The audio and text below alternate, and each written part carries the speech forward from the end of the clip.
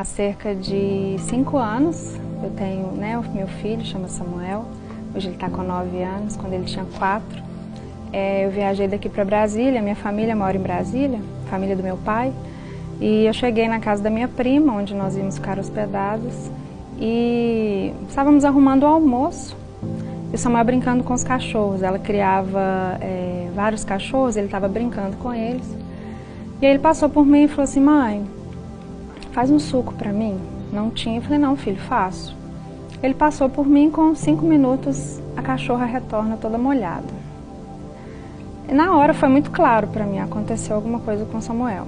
Essa cachorra em específico era a única que nadava. E o Samuel estava brincando com ela. Jogava bolinha, ela pegava. Jogava bolinha, pegava. Ela era a mais carinhosa dos cachorros. Quando ela voltou, eu tive a certeza de que tinha acontecido alguma coisa. No entanto, eu não fui na direção da cachorra. Eu não queria acreditar que algo podia estar acontecendo naquele momento. Eu entrei para casa, eu estava na cozinha, entrei no corredor, nos quartos, comecei a chamar. E o Senhor falou muito claro no meu coração: pode ir lá na piscina, que Ele está lá. Uau. Eu fui andando devagar. Fui caminhando e cerca de 2, 3 semanas antes, um casal de amigos nossos tinha perdido um filho afogado de 2 aninhos. Então era aquela sensação: isso não está acreditando, isso não está acontecendo. Quando eu olhei para a piscina, a uns 5 metros de onde eu estava, as chinelinhas dele estavam boiando. Eu fui caminhando, pensando em tudo, assim, pensando em 1000 coisas. Tomara que o chinelo esteja ali, ele tenha caído do lado, ele esteja atrás das árvores, qualquer coisa. Quando eu cheguei na beira da piscina, ele estava lá no fundinho, virado, bem no fundo da piscina. Foram coisas de minutos, segundos talvez. Mas eu pulei imediatamente na piscina. A piscina era mais funda, mais alta, do que eu.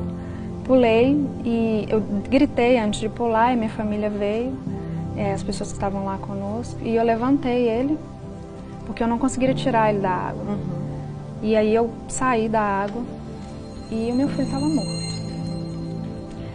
A barriguinha dele já estava bem funda, os olhos cinzas já abertos, e a mandíbula dele, aqui já estava bem fundo, mandíbula travada, a gente não conseguia abrir a boquinha dele.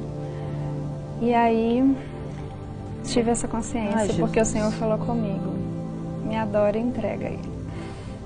Nessa hora? Nessa hora. Desculpa. Fica à vontade. E eu não encostei nele. Eu só comecei a adorar o Senhor, agradecer pela vida dele. Agradecer pelo tempo que o Senhor tinha me permitido estar com ele. E eu comecei a agradecer ao Senhor e orar. E aí as pessoas que estavam em volta dele, orientadas pelo SAMU, começaram a fazer os primeiros socorros. E ele não voltava. Ele não voltava e eu chorava muito. Assim, eu fiquei numa tensão, porque é difícil você ver o seu filho naquela situação, mas o meu senso de obediência ao Senhor foi tão profundo, eu tinha tanta convicção do que eu tinha ouvido. Eu não vou dizer assim, o Senhor não me permitiu pensar, me entrega e eu te devolvo. Mas eu sabia que aquilo ali era coisa do controle de Deus, sabe? Assim, o Senhor estava ali comigo, tanto para o óbito ou não. E eu do lado, só orando e agradecendo. E aí foi quando eu escutei o primeiro suspiro. E aí eu comecei a ministrar a vida no Samuel, sabe? Assim, comecei mesmo: Senhor, ministrar a vida do Senhor na vida dele. Traz o Samuel de volta para mim. E comecei a chamar por ele: filho, a mamãe está aqui, a mamãe está aqui. Chamando ele. E ele custava puxar o ar e voltava e parava. Custava puxar o ar, voltava e parava. E aí a gente começou a ver que alimentos começaram a voltar. Ele tinha acabado de comer uma coisa, a gente tinha chegado em Brasília, muitas horas de viagem. E aí a gente forçou bem a mandíbula dele. E aí ele começou a ter uma respiração com dificuldade, mas mais frequente. Só que ele começou a gritar muito. Ele berrava. E quanto mais ele berrava, mais dificuldade ele tinha de respirar. E eu comecei a cantar para ele. Cantei vários louvores. Tem a música Príncipe da Paz, que é uma música do Diante do Trono. Eu cantava muito para ele quando ele estava na minha barriga. Muito. E isso começou a acalmar ele. Só que com a questão de eu cantar para ele, o chefe da equipe falou assim, eu não tenho como levar essa criança sem a mãe. Ele falou assim, eu não sei o que ela está fazendo, mas eles precisam ir juntos. E eu fui cantando para ele o tempo todo, até ele chegar, e a oxigenação veio voltando, até chegar no hospital. Chegando lá, ele ficou gritando ainda muito, né? E aí os médicos resolveram dar uma medicação muito forte para ele, porque eles estavam com medo dele ter uma parada respiratória e ser, infelizmente, o que, né, daria o final na história, já que ele tinha conseguido alcançar tantas coisas. Aí deram uma medicação forte, ele dormiu durante 3 horas. Quando ele acordou, o médico falou, você não toca nele, deixa ele descer, deixa ele andar ou conversar e vamos ver o que aconteceu. Aí ele levantou e falou assim, mãe, o que eu tô fazendo no hospital? Eu falei, filho, você tá um pouquinho dodói, a mamãe te trouxe, mas tá tudo bem, a gente já vai sair daqui. Aí ele levantou, desceu da cama, foi no banheiro, fez xixi, voltou, sentou e falou assim, mãe, você sabia que eu afoguei? Eu sabia, filho, mamãe trouxe você no hospital porque ficou um dodóizinho no seu pulmão, você vai tomar o remédio e vai ficar tudo bem.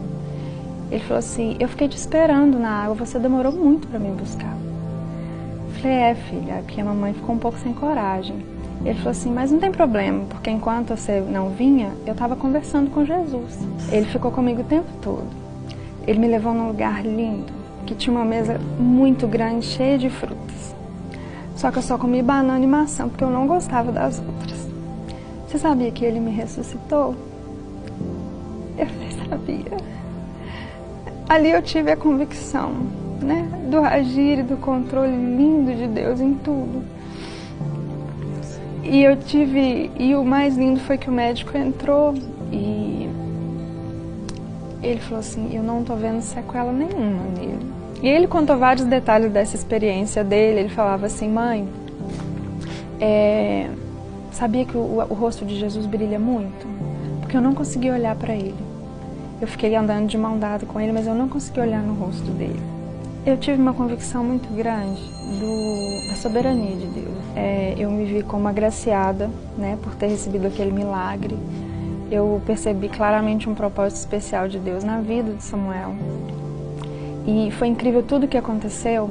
Enquanto eu estava lá com ele, veio uma mãezinha cristã, me abraçou, me beijou, orou por mim. E depois vieram me contar que ela tinha perdido o filho de afogamento no dia anterior. E assim, a minha vida foi outra depois disso. Foi outra com o Samuel, foi outra com o Senhor, sabe? Eu não tenho como ter dúvida da existência de Deus. Hoje o Samuel está com quantos anos? Está com 9 anos. 9? É. E alguma coisa ficou desse? Nada. Nada, Nenhuma sequela. Nada. Inclusive, quando ele ficou internado, isso foi numa sexta-feira. Aí no sábado à noite o médico falou comigo, olha, liga no seu trabalho, eu estava em Brasília, você vai ter que ficar aqui pelo menos uma semana. Ele está com pneumonia gravíssima nos 2 pulmões, foi uma bactéria que pegou. Eu não tenho a menor condição de liberar essa criança. Isso era por volta de 10 horas da noite, foi o último exame do plantão que ele fez. Quando eu cheguei no quarto no outro dia, 8, 10 horas da manhã, ele estava com a malinha pronta. Falei, o que aconteceu? Aí a enfermeira falou, a chefe do plantão falou, olha, nós fizemos outros exames agora de manhã, fizemos 2 vezes, esse menino não tem nada nos pulmões. Aleluia, glória a Deus. Mateus 11, 27 diz assim, todas as coisas me foram entregues por meu Pai. Ninguém conhece o Filho a não ser o Pai, e ninguém conhece o Pai a não ser o Filho, e aqueles a quem o Filho o quiser revelar. O Samuel, filho da Janaína, disse para ela assim, mãe, você sabia que Jesus me ressuscitou? Essa é a fala dele para a mãe após um incidente de afogamento. Que experiência angustiante, gente, traumática, e que deve ter despertado uma sensação de impotência enorme naqueles que estavam à volta da cena. Porém, essa experiência teve uma resposta pronta, amorosa, salvadora e única. Ter vivido a manifestação em sua vida ao revelar com esse grande guardião e soberano Senhor. Muitos caminharão em suas vidas com o conhecimento de Jesus e a descrição do seu poder. Outros vão viver milagres que será irrefutável não acreditar a Deus essa ação. Outros ainda vão ouvir a voz do Altíssimo, ou então, como Samuel, serão ressuscitados pelo Senhor. E a partir daí terão então seus lábios a declaração do Autor da vida e se tornarão porta-vozes da misericórdia.